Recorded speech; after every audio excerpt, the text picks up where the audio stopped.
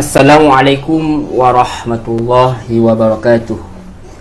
Innal hamdalillah nahmaduhu wa nasta'inuhu wa nastaghfiruh wa na'udzu billahi min syururi anfusina wa min sayyiati a'malina.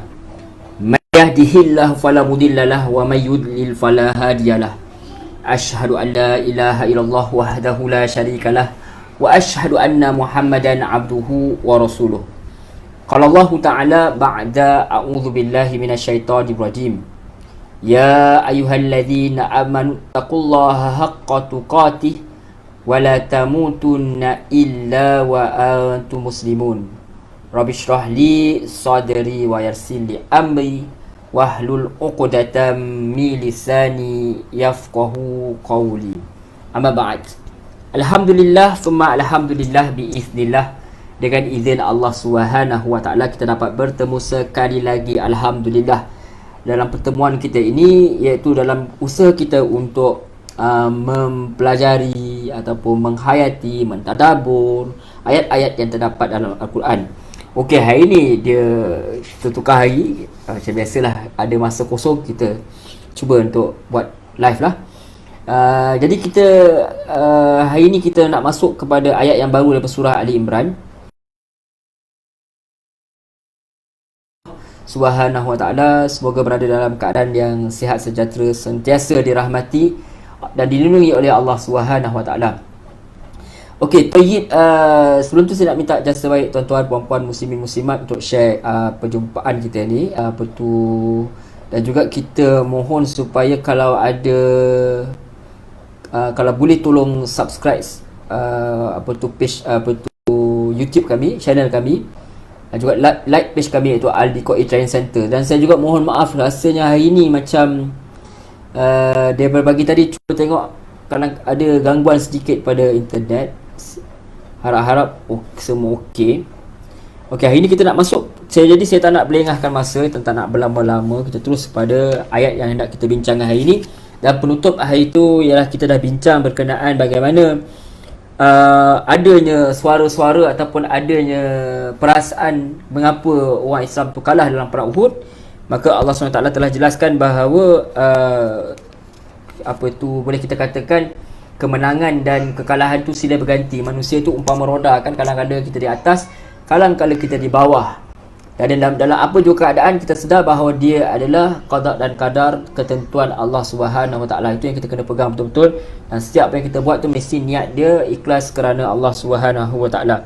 Kemudian Allah SWT bagi tahu keadaan orang ni, walaupun diprovok dengan ditakut-takutkan, dimomok-momokkan dengan kejahatan orang lain supaya menyerah, kalah dan kembali tunduk kepada apa yang mereka mahu, orang Islam dia kata hasbunallah wa ni'mal wakil. Cukup untuk Allah, dia sebaik-baik pelindung. Itu kita. Sebab tu banyak ada dalam ayat lain Allah kata takut pada aku, jangan takut kepada mereka tapi takut pada aku. Itu yang paling penting, kita kena tanam betul-betul pasak dalam diri kita. Baik. Saya rasa memang kita alami sedikit internet connection lah. Dia beritahu ada kat dalam YouTube pun, dia beritahu kat dalam kita live kat sini pun dia bagi tahu. Tapi mudah-mudahan Allah memudahkan. Okey, tak apa. Kalau katalah tak jadi langsung, lagging terus, kita buat lagi sekali live nanti bila-bila masa nanti, insya-Allah. Atau kita rakam sendiri, kita masukkan ke dalam YouTube. Okey. Yang penting ya tuan-tuan, bagi sokongan dengan subscribe dan juga tolong kami share lah. Itu saja yang kami harapkan. Okey, kita teruskan kepada muka surat seterusnya. Muka surat berapa ni tuan-tuan? Muka surat 73. Yang kita akan sambung daripada ayat 174, insya-Allah. Okey, a'udzubillahi minasyaitonirrajim. Aku berlindung kepada Allah daripada godaan syaitan yang direjam. Bismillahirrahmanirrahim. Dengan nama Allah yang Maha Pemurah lagi Maha Penyayang. Jadi Allah Subhanahu Wa Taala berfirman terus. Kita masuk 174. Fanqalabu bi ni'matin minallah wa fadlin lam yamsashum su'un wattaba'u ridwanallah wallahu dzu fadlin azim. Jadi Allah Subhanahu Wa Taala berfirman, maka mereka kembali dengan nikmat dan kurniaan daripada Allah. Mereka tidak ditimpa suatu bencana dan mereka mengikut keredaan Allah. Allah itu wallahu dzu fadlin azim. Allah tu mempunyai kurniaan yang agung. Okey. Baik. Jadi apa yang diperbincangkan oleh Allah SWT? Dalam ayat sebelum ni dah disebut bahawa tentera mukmin ni dia sanggup kembali ke barisan perang walaupun dah mengalami kecederaan, bahkan kecederaan parah. Rasulullah SAW sendiri diriwayatkan mengalami kecederaan parah. Dalam hadis diceritakan bagaimana Fatimah radhiyallahu anha keluarkan baju besi yang termasuk kat tubuh Nabi tu. Jadi bagaimana Nabi sendiri berdarah, mendapat luka dalam peperangan. Tapi apabila diperintahkan oleh Nabi ini untuk kembali ke barisan perang, mereka sanggup. Mereka tak buat kesilapan yang sama, iaitu ingkar kepada apa yang Rasulullah SAW suruh. Jadi mereka tunggu tentera musyrikin Mekah yang dikatakan akan kembali. Ada kabar angin kata dia akan kembali ke Madinah, tapi tentera musyrikin pula Allah campakkan rasa ketakutan. Tak jadi untuk teruskan niat mereka. Sebab menang mereka tadi tu menang kebetulan je. Menang memang kata sebab orang Islam tersalah langkah sikit. Cuba try second time, repeat tengok macam mana. Jadi Allah SWT dah tanamkan ketakutan. Dia tahu umat Islam ni kekuatan dia makin bertambah. Orang ni manusia kalau diuji, kalau dia belajar daripada kesilapan, dia akan jadi lebih kuat. Macam tuan-tuan biasa tengok cerita kecil-kecil Super Saya kan, Dragon Balls. Siapa yang selalu tengok ni dia tahu makin lama hero makin kalah makin kuat kan. Macam Naruto sekarang bawa-bawa semua lebih kuat, macam tu lah cerita dia. Makin kalah makin kuat, makin pengalaman lagi banyak, lagi makin kuat. Itu dia, manusia pun macam tu. Tengok mak ayah kita lah, macam mana dia berjuang untuk besarkan kita. Susah macam mana pun mereka tetap sampai kita boleh berjaya di dunia ni. Itu dia. Jadi apa yang berlaku ni dalam ayat 174 ni, Allah SWT beritahu bahawa mereka kembali mendapat nikmat dan limpah kurnia dari Allah. Fanqalabu bi ni'matin minallahi wa fadl. Apabila tentera musyrikin Mekah tak jadi datang, maka tentera muslimin kembali ke Madinah dengan mendapat nikmat.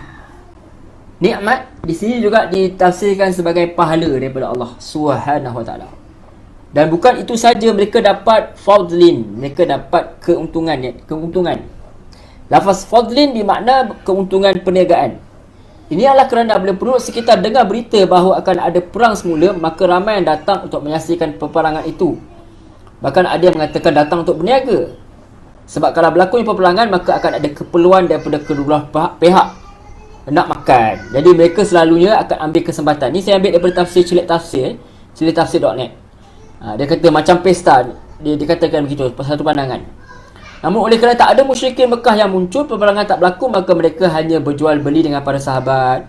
Itu yang dimaksudkan mereka dapat untung. Itu antara yang dikatakan. Kalau kita lihat dalam tafsir Misbah, kita kena tengok pandangan lain pula. So ini satu pandangan. Dia kata ini hasil dari ucapan yang lahir dari lubuk hati, serta sikap menyerahkan segala sesuatu kepada Allah, bertawakal kepadanya dan merasa cukup dengan bantuannya. Maka mereka kembali ke tempat yang tadi yang mereka pergi bersama Rasulullah SAW, ke tempat tinggal masing-masing dengan membawa bersama mereka nikmat yang agung, kerana sumbernya langsung dari Allah serta kurniaan yang besar. Keburukan tak sentuh mereka, baik yang diakibatkan oleh kaum musyrikin maupun selain mereka.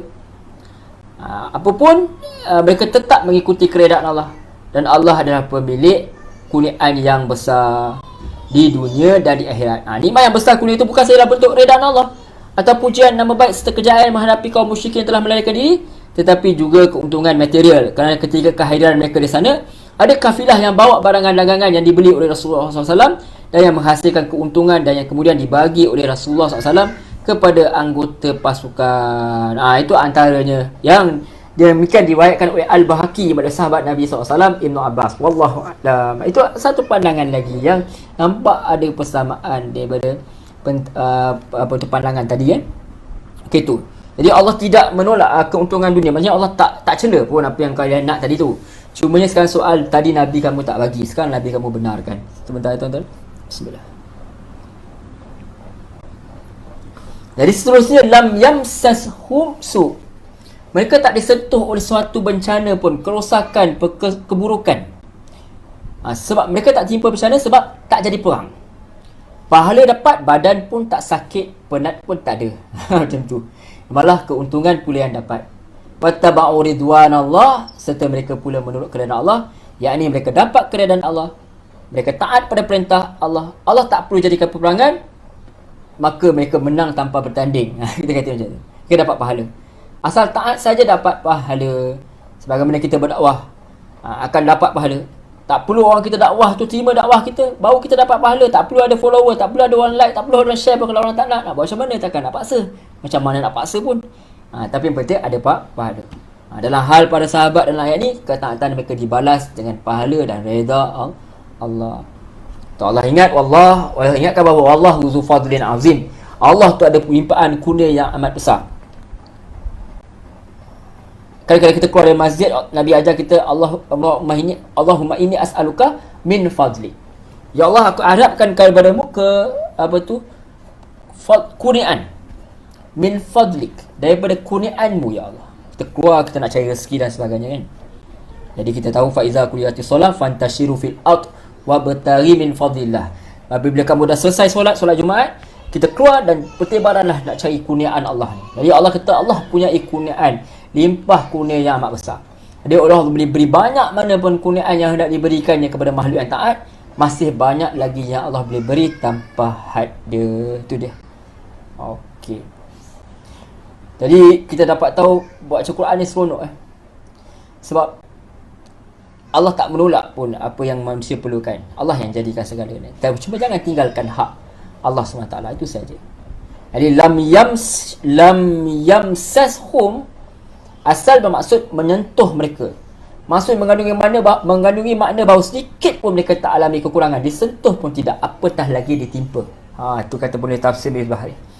Jangankan ditimpa musibah, kata beliau, keburukan pun tak menimpa mereka, bahkan tak sentuh mereka.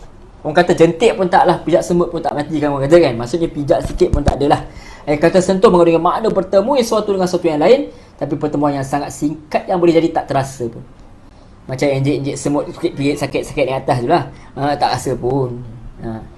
Jadi yang boleh jadi tak terasa dan pasti tak menimbulkan kehangatan. Selanjutnya lihat kepada ayat 162 surah ini untuk mengambil yang dimaksud dengan mereka mengikuti dengan sungguh kepada Allah. Okey, ini kalau tuan-tuan baca tafsir ni, dia suruh rujuk balik pada ayat 192. Tak apalah, kita terus pada ayat 175. Innama dzalikumus syaitanu sekali lagi innama dzalikumus syaitanu yukhawwifu awliya'ah. Hanyalah mereka itu syaitan yang menakutkan para pengikutnya. Itu dia. Kenapa sebut syaitan ya tuan? Sebab syaitan ni sebenarnya tak ada kuasa kepada manusia. Allah bagi tahu dah. Yang ada dia cuma boleh ajak saja. Jadi kita yang sempat sangat nak ikut. Tapi dia tak ada kuasa nak paksa kita, tiba-tiba kita kena ikut dia. Badan kita tak boleh kontrol, kita kena ikut dia. Kalau ikutkan sebenarnya Allah, syaitan tak ada kuasa kat atas tu. Dia cuma ajak je. Macam start orang ajak kita buat jahat, orang offer kita arak ke, dadah ke, dia offer. Tapi lepas kita sekali kita ambil offer dia tu jadi masalah. Kita tak boleh nak tinggalkan lagi. Mereka lepas tu boleh dia bagi free, lepas tu dia dijual lah. Macam judi, ketagih, jadi tak boleh nak tinggal. Itu tu. Fala takhafuhum wa khafuni in kuntum mu'minin. Sesungguhnya mereka hanyalah syaitan yang menakut-nakutkan kamu dengan teman-teman sedianya. Oleh itu janganlah kamu takut pada mereka, tapi takutlah kepadaku jika kamu orang beriman. Nampak? Ini yang kita sebut tadi. Fala takhafuhum wa khafuni in kuntum mu'minin. Jangan kamu takut pada mereka, takut kamu pada aku jika kamu betul orang-orang yang percaya, betul orang beriman. Jadi jangan takut pada ancaman-ancaman mereka. Jadi ayat ini jelas menjelaskan siapa sumber ucapan yang menakutkan itu.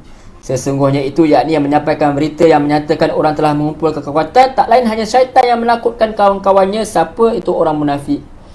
Adapun orang mukmin sejati, maka dia tak terpengaruh. Sebab itu janganlah kamu takut pada, janganlah kamu takut pada mereka, kerana pendukung mereka adalah syaitan. Tapi takutlah kepada aku dengan mengikuti perintahku dan perintah Rasulku jika kamu benar-benar orang mukmin.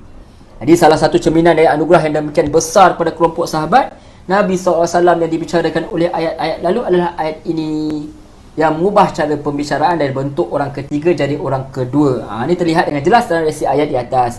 Jadi kata penulis tafsir Misbah, resi ayat di atas tak menyatakan nakut-nakutkan kamu, tetapi yukhawifu awliya, dia takutkan kawan-kawan dia. Memang hanya orang yang menjadikan syaitan sebagai teman saja yang dapat dipengaruhi dan ditakutkannya olehnya. Ada juga ulama yang berpendapat bahawa objek menakut-nakutkan adalah kata kamu, sehingga ayat itu seakan bunyi itu tidak lain hanya syaitan yang bermaksud nak menakut-nakutkan kamu menghadapi kawan-kawannya, yakni kaum musyrikin Mekah. Pendapat ini menambah kata kamu dalam benak untuk meluruskan makna yang dikehendaki. Tentu saja memahami ayat tanpa penambahan redaksi dalam kepala kita, dalam benak kita, lebih baik dari yang memahaminya dengan penambahan. Okey, ini pandangan yang kita boleh bacalah. Itu dia. Okey, tengok pula dalam cerdik tafsir pula. Ini dua rujukan saya yang utamalah. Okey, bila kata pembawa berita demikian nama syaitan, kalau kata pengarang cerdik tafsir.net ni, dia kata golongan Abdul Qais adalah puak syaitan kerana mereka hendak menakutkan puak Islam. Bukan mereka itu jadi syaitan, jelma jadi syaitan, tapi sifat mereka sifat syaitan. Syaitan ni sifat yang dijauhkan, mereka sendiri dijauhkan rahmat dan mereka menjauhkan orang lain daripada rahmat. Ini kerana syaitan tu sifat, bukannya dia sejenis makhluk selain jin dan manusia pula. Ramai kata penulis tafsir, ramai tak faham. Mereka sangka ada manusia, ada jin, ada pula satu jenis makhluk nama syaitan. Sedangkan jin boleh jadi syaitan dan manusia pun boleh jadi syaitan. Dan tujuan dia untuk menakutkan orang. Kita telah sebut bagaimana tujuan Abdul Qais datang untuk menakutkan mereka, tentera muslimin, kepada kaum pulan yang sama dengan mereka, iaitu awliya'ah, iaitu musyrikin Mekah. Maka sifat inilah menjadikan mereka itu syaitan. Dan Allah bagi peringatan kepada orang mukmin, jangan takut pada mereka, jangan takut, tetapi takut pada dia. Kita kan selalu takut ke hantu, syaitan, pocong semua tu, kuntilanak. Jadi jangan takut pada mereka, takut pada dia saja. Entah betul entah tidak, wujud tak wujud kita pun tak tahu. Jadi begitulah kita sebagai orang Islam, jangan takut pada musuh kita, tapi takut pada Allah saja. Dan Allah SWT akan bantu kita kalau kita taat pada dia. Kalau kita takut lebih kepada Allah, maka kalau kita takut kita lebih kepada Allah, maka takut kepada makhluk akan berkurangan. Begitulah sebaliknya, kalau kita takut kepada makhluk, maka Allah SWT tidak bersama kita. Itu rugi kita. Sedangkan dia adalah Tuhan yang Maha Pemurah, Maha Penyayang, yang boleh bagi apa sahaja kepada kita. Wallahu a'lam. Okey, boleh kita teruskan ringkas-ringkas. Ayat 176. Wala yahzunka alladhina yusari'una fil kufr. Dan jangan menyedihkan kamu, jangan mendukacitakan kamu orang-orang yang mereka bersegera dalam kekafiran.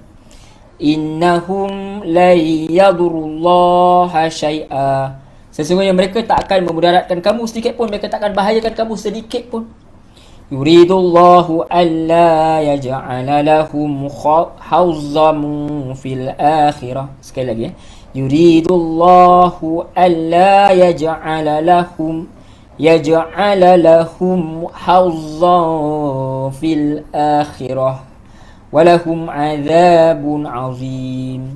Jadi janganlah engkau Muhammad dirisaukan oleh orang yang dengan mudah kembali menjadi kafir. Yani orang-orang kafir Mekah atau orang-orang munafik yang selalu menuntut agama Islam ni. Sesungguhnya mereka sedikit pun tak rugikan Allah. Allah tak akan beri bahagian kepada mereka di akhirat, dan mereka yang akan dapat azab yang besar. So mereka yang dapat kerugian. Jadi Allah bagi nasihat dan pujukan kepada Nabi Muhammad sallallahu alaihi wasallam, jangan berduka cita terhadap mereka yang cepat jatuh kepada kekafiran. Walaupun mereka sudah lama diajak kepada agama, namun mereka tetap juga kufur. Kenapa Allah Subhanahu wa taala menasihati macam ni, tuan-tuan, puan-puan, muslimin, muslimat? Sebab yang utama ialah sebab Nabi Muhammad sedih. Orang berdakwah sepatutnya dia sedih orang tak ikut, bukan kita duk sibuk nak bergaduh. Patut orang beriman ni, bila orang macam Nabi Muhammad, bila orang tak ikut dia sedih. Kerana baginda amat harapkan umatnya semua masuk Islam. Macam kisah surah Yasin tu yang lari tu, yang bergegas nak bagi tahu kaum dia supaya terima nabi-nabi ni. Akhirnya bila dia mati, Allah rakamkan betapa sesalnya kalaulah kaum dia mengerti, tentu mereka akan masuk syurga bersama dia. Sebab apa? Sebab baginda amat sayang kepada mereka. Macam Allah SWT, dia sayang kat hamba dia. Dan tentu yang ditalbiah oleh Allah ni, Rasulullah SAW disayang kat kita, umat dia ni. Namun Allah SWT nasihati baginda dalam ayat ini dan banyak ayat-ayat lain lagi. Biarkan saja mereka tu, kalau mereka nak rosakkan agama pun jangan sedih, jangan risau, jangan baginda susahkan diri baginda dengan hal mereka ni. Sebagaimana kita jugalah, ni nasihat untuk kita juga. Bila orang tak nak, bila orang rapat dengan kita, orang baik dengan kita, tapi dia tak nak terima dakwah kita, dan dia tak nak masuk Islam sepenuhnya, dia tak nak tinggal amalan-amalan syirik, amalan-amalan kurafat, amalan-amalan bid'ah yang dia buat, dia tak nak. Jadi kita tak boleh buat. Kita tak boleh sedih. Kalau kita boleh dapat ubah sikit-sikit pun jadilah. Itu dia. Jadi kita kena sampai saja kebenaran, tapi kita tak boleh paksa. La ikrah hafidin. Anak-anak kita dari kecil kita paksa pun, tapi besar dia akan pilih jalan dia sendiri. Kalau ada rezeki, adalah. Kalau tak ada, apa kita boleh buat? Yang penting jangan putus harapan.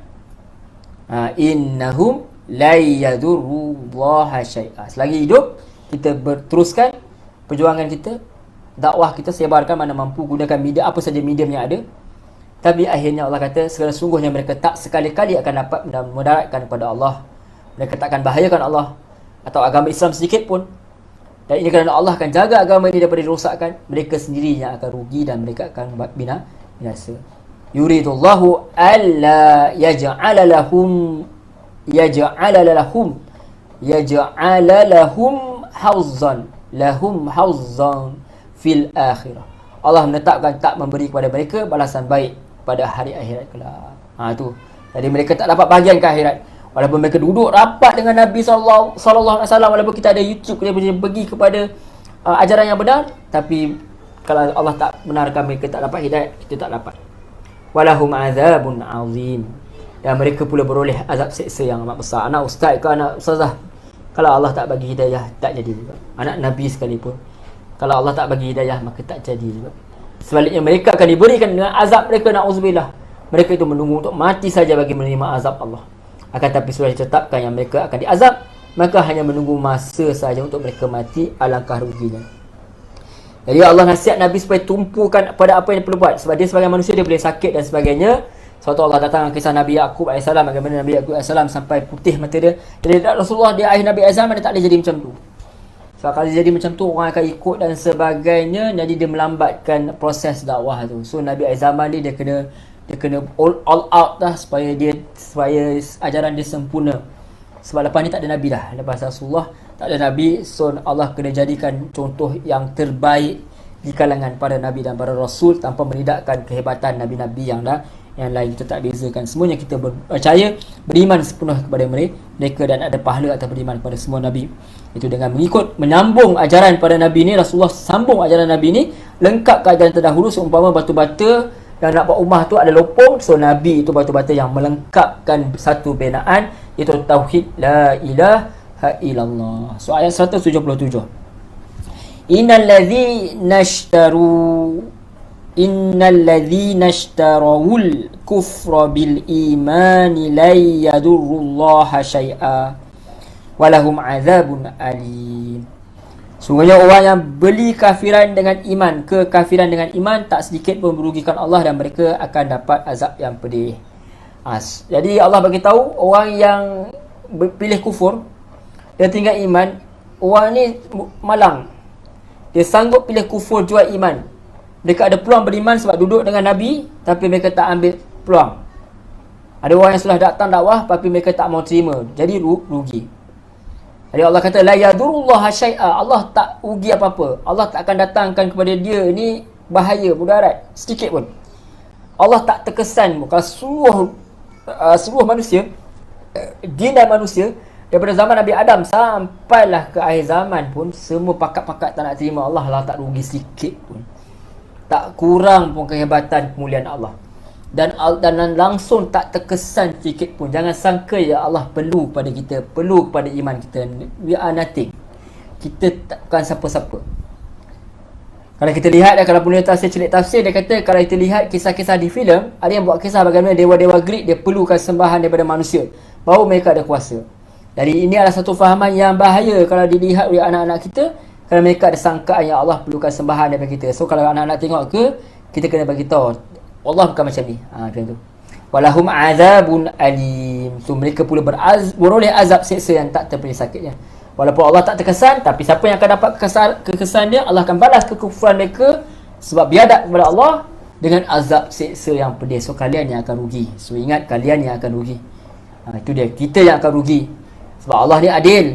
Apabila Allah dah perintah sesuatu, maka yang taat akan dibalas baik, dan yang tidak taat akan dibalas dengan balasan azab. So don't play with Allah. Jangan main-main dengan Allah. Kita tak ada choice lain sama ada nak terima atau tak terima. So apa pilihan yang kita buat melambangkan kebijaksanaan kita. Kita berniaga, kalau orang berniaga, dia mesti niaga nak untung kan. So kalau nak untung, mesti nak untung dunia. Bukan untung sekali-sekala je. Kita tengok macam mana peniaga yang buat franchise semua, dia dah mati tapi franchise dia jalan lagi. Nampak macam tu lah. Kita dah mati tapi pahala kita jalan lagi. Kita nak yang macam itu. So ayat 178 kita baca terus. وَلَا يَحْسَبَنَّ الَّذِينَ كَفَرُوا أَنَّمَا نُمْلِي لَهُمْ خَيْرٌ لِأَنفُسِهِمْ إِنَّمَا نُمْلِي لَهُمْ لِيَزْدَادُوا إِثْمًا وَلَهُمْ عَذَابٌ مُهِينٌ. Jadi walaupun golongan munafik tu tidak menolong Nabi SAW dalam perang, namun tidaklah Allah terus hukum mereka. Ini menyebabkan mereka merasakan yang Allah tidak berbuat apa-apa terhadap mereka. Oleh kerana itu mereka rasa sedap hati, tak akan dikenakan apa-apa daripada Allah. Maka Allah menemplak mereka dalam ayat ni. Allah tak buat mereka supaya mereka kembali. Tapi mereka bertambah sombong. Jadi apa yang mereka katakan, apa yang Allah katakan dalam ayat ni, Allah peringatkan, Allah tempelak mereka, jangan sekali-kali kamu sangka orang-orang yang mereka kafir bahawasanya kami tangguhkan bagi mereka lebih baik bagi diri mereka. Hanya sesungguhnya kami menangguhkan bagi mereka supaya mereka bertambah dosa dan bagi mereka sesat yang hina. So ada dua jenis penangguhan. Kadang-kadang Allah tangguhkan supaya nak bagi kalian peluang untuk taubat. Kadang-kadang Allah bagi peluang, bagi tangguh supaya kalian terus menerus buat dosa. Maka tak ada alasan kelak di akhirat untuk kalian terlepas daripada azab Allah. Tak ada hujah dah. So orang kafir dimasukkan dalam ayat ini, tentu saja orang munafik itu. Jangan mereka sangka Allah tangguh azab mereka. Maka mereka sangka itu adalah kebaikan. Mereka lihat tak ada apa-apa kesan pun walaupun mereka tak tolong Rasulullah. Kan zaman orang kata, ada orang pernah kata, orang Islam mesti pernah kata, saya pernah dengar dia kata, aku tak semayang pun aku kaya raya, dia kata. Dia sangka itu kebaikan buat dia. Dalam ayat ini Allah SWT bagi tahu yang dia sebenarnya menangguhkan saja azab pada mereka. Mereka tetap akan dikenakan azab juga kalau tak nak taubat. Cuma bukan dikenakan terus. Minta maaf. Ini kerana Allah bagi peluang untuk mereka taubat. Ini salah satu sebab juga. Innama numli lahum liyazadadu isma. Dan tidak lain tak bukan kami beri penangguhan itu kerana hanya supaya mereka tambah dosa. Dan satu lagi sebab macam kita kata tadi, tangguh azab pada mereka sebab supaya mereka buat lebih banyak dosa lagi. Bila Allah SWT biar mereka dengan lebih banyak dosa, maka mereka nanti akan dibalas dengan lebih banyak azab.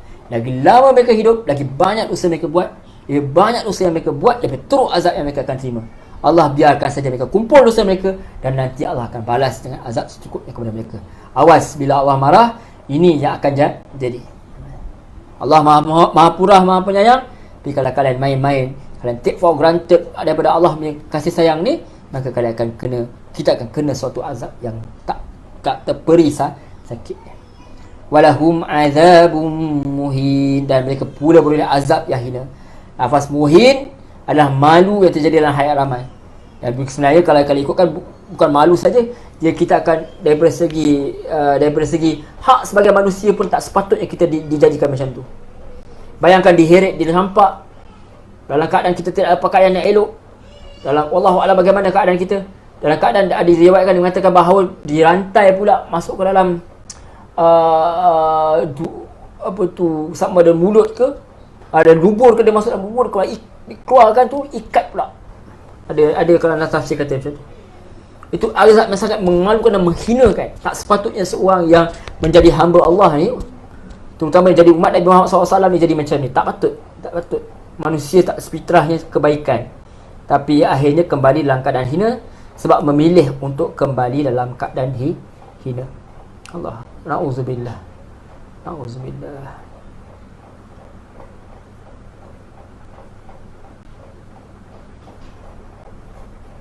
Semoga Allah lindungi kita.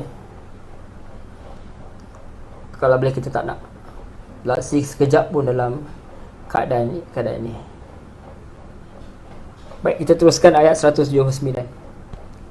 Jadi orang-orang mukmin pun hairan sebab kenapa mereka diuji dengan kekalahan sebegitu rupa sedangkan Nabi SAW ada bersama mereka. Dan begitu ramai dalam kalangan mereka orang mukmin seperti Abu Bakar radhiyallahu anhu. Allah jawab persoalan orang Muslim pula dalam ayat ni. Makana, so nampak macam kata orang kafir yang akan dapat azab ni macam orang Islam dapat azab. Allah jawab, makana Allahu liyadharal mu'minina ala ma antum alaih hatta yamizal khabitha minat tayyib wa ma kana Allahu liyutali'akum ala al-ghaib walakinna Allaha yajtabi min rusulihi man yasha' wa aminu billahi wa rusulih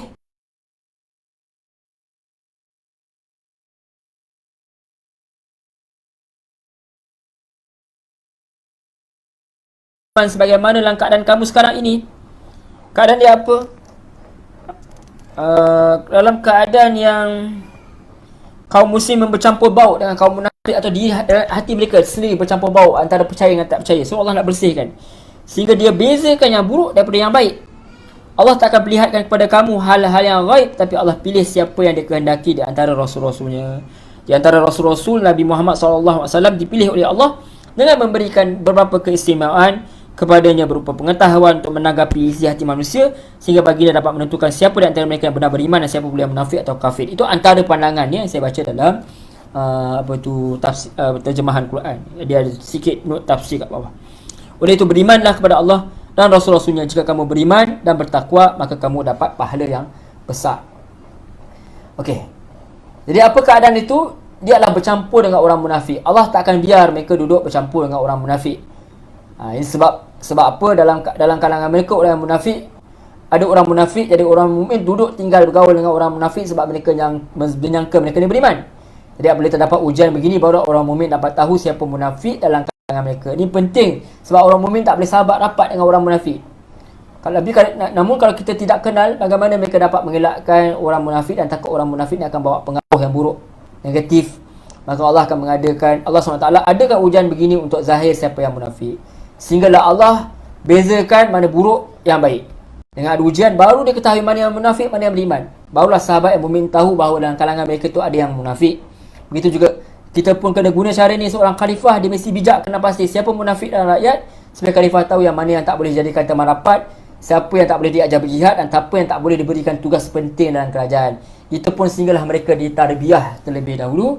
Mereka ini perlu dikenal pasti dan diberi petunjuk. Ini adalah amat penting, kata penulis tafsir celik ni, amat penting kerana golongan munafik boleh mendatangkan bahaya kalau mereka adalah kalangan umat Islam. Mereka boleh merosakkan masyarakat Islam daripada dalam. Wa ma kana Allah sekejap tuan-tuan.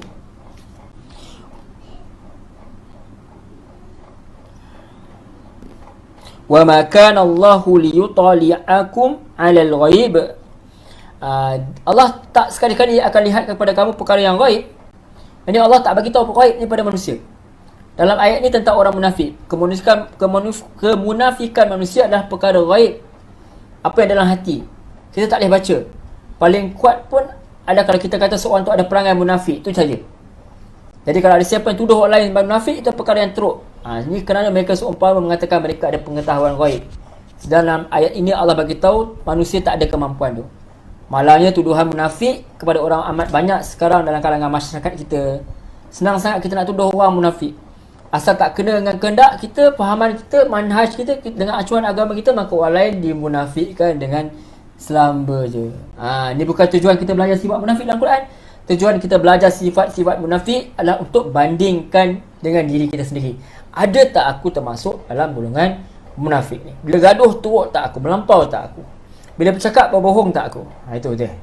Jadi inilah yang perkara yang paling utama kita kena lakukannya. Bukan kita tembak orang lain, tapi kita kena hisap diri kita dulu. Nak tembak diri sendiri dulu. Jadi Allah kata walakinallaha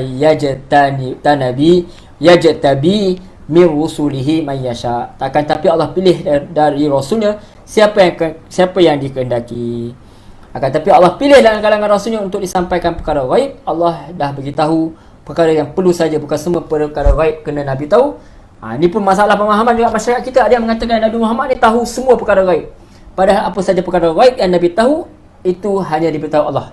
Dan Allah beritahu perkara yang Nabi tahu saja. Perlu tahu saja, bukan semua.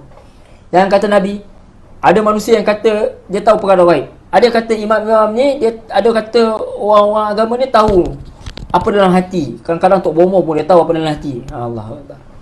Jadi maksud daripada ayat ni nak bagi tahu Nabi Muhammad dia tak tahu siapa munafik dalam kalangan baginda. Inilah kerana pengetahuan itu disampaikan. Kalau dia tahu, mana yang Allah bagi tahu. Itu pun Allah SWT hanya beritahu mereka yang sudah pasti akan mati dan nifak.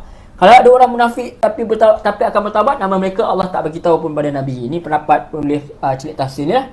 Ini kerana mereka ada peluang untuk masuk Islam nanti. Fa'aminu billahi wa rasulih, maka berimanlah kamu kepada Allah dan Rasulnya. Beriman kepada Rasul digunakan dengan lafaz rusulih, bentuk jamak, maknanya kita disuruh beriman dengan semua Rasul, bukan hanya Nabi Muhammad SAW saja. Jangan jadi macam Yahudi yang tak percaya pada Nabi Isa AS dan Nabi Muhammad SAW, dan jangan seperti puak Nasrani yang tak terima Nabi Muhammad sebagai Rasul. Jadi maksud daripada ayat ni, tuan-tuan, puan-puan, muslimin, muslimat yang dirahmati Allah, semua hanya dapat tahu perkara ghaib daripada Nabi mereka masing-masing. Ini sahaja sumber pengetahuan ilmu ghaib untuk manusia. Jangan sangka ada manusia lain tahu benda ghaib. Kalau ada sangkaan ini selain Allah, dan selain Allah SWT tahu ilmu ghaib, ini adalah fahaman syirik dan mesti dibersihkan daripada hati kita. Ingat, pada Nabi hanya tahu ilmu ghaib setakat yang Allah SWT bagi tahu saja. Kita pun tahu benda ghaib setakat Allah bagi tahu, Nabi bagi tahu, kiamat dan sebagainya. Jadi kita tak bercakap atas benda yang kita tidak tahu. Wa in tu'minu wa tattaqu falakum ajrun azim. Dan jika kamu beriman dan kamu takwa, maka bagi kamu pahala yang besar. Ini janji Allah kepada mereka yang beriman, kepada mereka yang bertakwa. Allah akan balas dengan pahala dan beri syurga kepada mereka, balasan berganda-ganda lebih daripada apa yang dia buat. Maka hendaklah kita beriman bersungguh-sungguh dan bertakwa kepada Allah. Kan kita selalu cakap kan, ittaqullaha haqqa tuqatih, bertakwalah dengan sebenar-benar takwa. Ittaqullaha haqqa tuqatih wala tamutunna illa wa antum muslimun. Jangan kamu mati melainkan kamu mati dalam keadaan Islam. Maka hendaklah kita beriman dan bertakwa sungguh-sungguh. Bertakwa maksudnya jaga hukum yang Allah SWT berikan kepada kita, dan takwa itu ada dalam hati dan dizahirkan dengan perbuatan. Takwa hahuna, kata Nabi, dia ada kat sini, dan hati itu melambangkan apa yang ada pada perbuatan kita, melambangkan apa yang ada dalam hati kita. Wallahu a'lam. Kalau orang kata hati dia baik tapi dia cakap benda yang buruk, itu belum menunjukkan hati dia tu baik. Wallahu a'lam. Baik tuan-tuan, puan-puan, muslimin, muslimat yang dirahmati Allah, kita terus pergi ringkas-ringkas kepada ayat seterusnya. Ayat terakhir yang kita nak bincang hari ini, ayat 180. Allah berfirman seterusnya, wala yahsabannal ladzina yabkhaluna bima atahumullahu min fadlih wa khairan lahum bal huwa syarrun lahum sayutawwaquna ma bakhilu bihi yawmal qiyamah walillahi mirasus samawati wal ard wallahu bima ta'maluna khabir. Jadi Allah Subhanahu wa taala berfirman, dan jangan sekali-kali orang yang bakhil dengan harta benda yang telah dikurniakan Allah kepada mereka daripada kemurahannya menyangka bahawa keadaan bakhil itu baik. Jadi ayat dia bagi tahu orang yang kedekut untuk infak jalan Allah, dia kira munafik juga. Allah. Ia adalah salah satu cara ciri orang-orang munafik. Sekarang Allah cerita apa yang ada dalam hati mereka supaya kita dapat tahu. Mereka sangka dengan tak bagi infak adalah baik. Mereka sangka itu jimat cermat. Mereka rasa itu tidak membazir, dia tak perlu dikeluarkan. Maka mereka rasa tak salah kalau tak infak. Allah bagi tahu dalam ayat ni, jangan mereka sangka apa yang mereka simpan itu baik untuk mereka. Allah SWT bagi peringatan pada mereka, kalau mereka ada hati tentu akan tersentuh dan terasa. Lihatlah bagaimana dalam ayat ni Allah ingatkan bahawa hati yang mereka ada itu pemberian daripada Allah. Kalau bukan Allah beri, mana nak dapat? Mereka mungkin sangka mereka dapat hasil dari usaha mereka sendiri, tapi daripada kebaikan mereka cari rezeki. Akan tapi sebenarnya Allah yang bagi pada mereka, maka Allah yang beri. Kenapa nak kedekut pula bagi apa yang orang bagi? Macam orang bagi kita amanah untuk sedekah, orang amanah bagi amanah kita zakat. Kenapa kita nak tunggu orang datang kat kita pula? Oh, biar dia kenal siapa saya. Tak, bukan biar kita pun. Kita kena bagi sebab itu ada amanah. Bal huwa syarrul lahum. Bahkan dia buruk bagi kamu. Dia sebenarnya teruk untuk mereka. Sebab tu Allah kata jangan campakkan diri kamu dalam kerosakan. Ditafsirkan oleh para ulama tafsir, antara yang maksud dia yang utama ialah jangan kedekut, jangan campakkan di keluasan, jangan kedekut nak infak untuk orang nak pergi perang dan sebagainya. Jihad atas jalan Allah, akhirnya tak cukup kelengkapan, kita kalah, dan akhirnya kita akan dapat akibat kita campakkan diri kita dalam kerosakan apabila kita dijajah oleh tentera luar dan sebagainya. Jadi dia sebenarnya teruk kalau kita tak nak infak atas jalan Allah. Kalau kita tak nak tolong orang yang susah, akhirnya mereka membesar, mereka rasa benci kepada masyarakat, mungkin mereka merompak dan sebagainya, atau mereka jadi tak cakna dengan kita. Mereka teruskan hidup selfish dengan diri mereka sendiri sebagai dendam kepada kita yang tak nak tolong mereka masa mereka kecil dulu, masa mereka susah. Mereka saja sangka dia dah baik, tak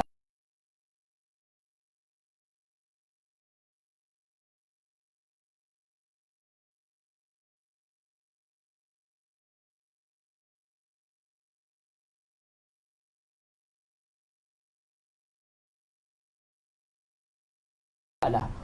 Kelak mereka akan dikalungkan dengan apa yang mereka bahilkan pada hari kiamat. Bila harta tidak diinfakkan, harta akan jadi kalung mereka di neraka kelak. Dia akan belenggu mereka dan menjadikan mereka kesakitan kerana menanggung beban yang berat. Kalung itu pula dalam bentuk ular yang membelit leher mereka. Ular itu bukan duduk nak jadi binatang peliharaan, bukan, tapi dalam masa sama akan mematuk mereka bertalu-talu. Wallahu alam, na'uzubillah. Tak dapat bayang bagaimana harta dunia ni akan jadi ular. Namun begitulah yang berlaku mengikut riwayat seperti dalam hadis di bawah ini. Hadis ini betapa seksanya kalau kita membayangkan sekarang keadaan ini. Apalagi di akhirat nanti dia pasti lebih teruk daripada apa mampu kita bayangkan. Hadis daripada Abu Hurairah radhiyallahu anhu bahawa Rasulullah sallallahu alaihi wasallam bersabda, akan diwarisi semuanya oleh Allah SWT. Harta kita akan diwarisi oleh anak cucu kita bila kita mati. Kemudian bila mereka mati akan diwarisi oleh anak cucu mereka, dan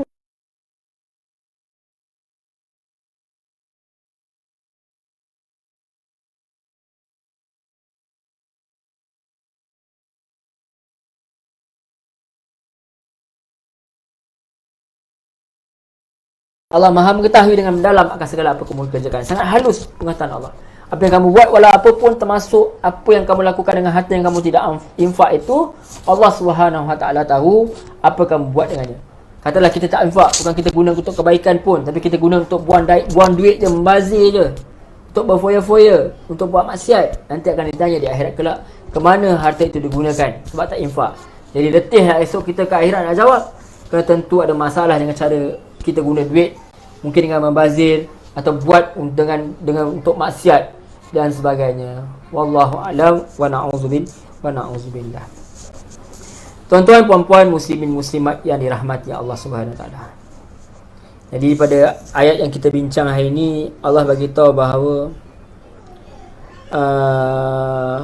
kadang-kadang orang kafir ni dia sangka bila Allah tak ambil tindakan, dia selamat, Allah tak akan ambil tindakan kepada dia. Sedangkan Allah biarkan mereka buat dosa supaya lebih banyak azab yang Allah akan beri. Sebab Allah akan bagi setimpal, so biar mereka buat banyak, maka mereka akan dapat balasan yang banyak kelak di akhirat, dan sangat pedih.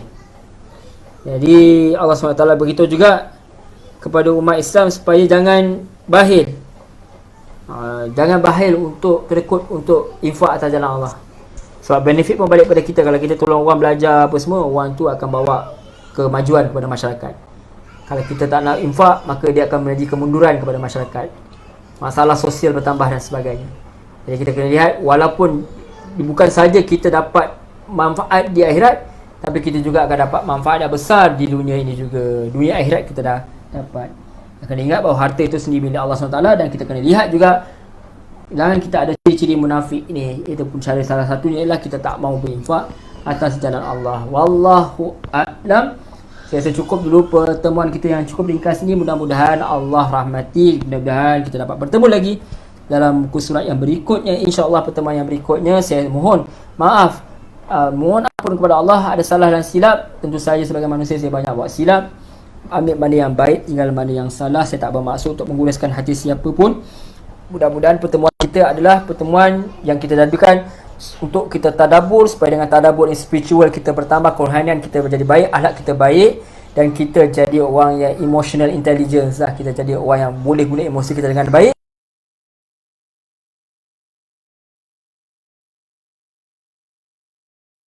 Dia sebenarnya tujuan kita hidup bukan untuk fikir nafsi saja. Kita hidup untuk masyarakat dan mudah-mudahan tadabbur Al-Quran ini memberi keinsafan kepada kita, pelajaran kepada kita supaya kita jadi orang-orang yang lebih baik, bahagia, dapat kebaikan dunia dan akhirat. Dan tuan-tuan, saya mohon jasa baik tuan-tuan sekali lagi, tolong subscribe channel YouTube kami dan juga tolong like Facebook kami dan juga tekan button notification dan share seluas-luasnya.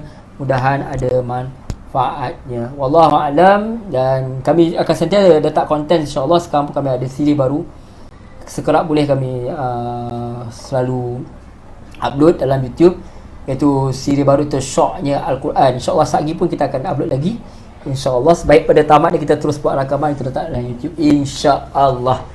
Syoknya Al-Quran ni satu rancangan di mana kita bincang, saya ambil daripada Tasbih Misbah, saya baca dan kami jelaskan apa yang terdapat dalam perkataan-perkataan. Misalnya sebelum kita dah jelaskan makna dolun dan sebagainya, dan kita lihat apa maksud dia daripada ayat tersebut. Mudah-mudahan ada manfaat, sikit-sikit sekejap saja, dan mudah-mudahan ada manfaat, dan boleh share dan like, subscribe channel kami, insyaAllah. Saya rasa cukup dulu, kita tutup dengan tasbih kafarah. Subhanakallahumma wa bihamdik, ashhadu an la ilaha illa anta, astaghfiruka wa atubu ilaik. Wa sallallahu ala Muhammad wa ala alihi wa sahbihi wa rahmatullahi wabarakatuh. Terima kasih banyak-banyak tuan-tuan, puan-puan, muslimin, muslimat yang dirahmati Allah.